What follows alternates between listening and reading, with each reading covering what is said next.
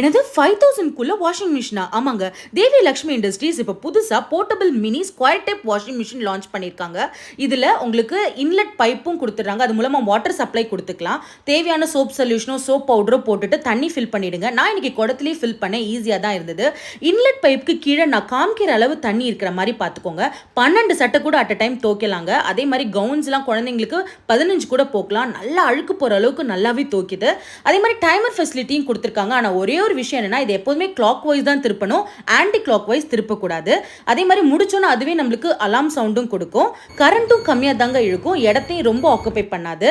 அதே மாதிரி முடிச்சோன்னா outlet pipe எடுத்து நீங்கள் வெளில விட்டிங்கன்னா தண்ணி வெளியில் போயிடும். திருப்பி அவுட்லெட் பைப்பை எடுத்து மாட்டிட்டு புதுசாக நல்ல தண்ணி போட்டு நீங்கள் ரின்ஸ் பண்ணி பிழிஞ்சு காய போட்டுக்கலாம். இதுக்கு மூடியும் கொடுக்குறாங்க, கேரண்டியும் கொடுக்குறாங்க.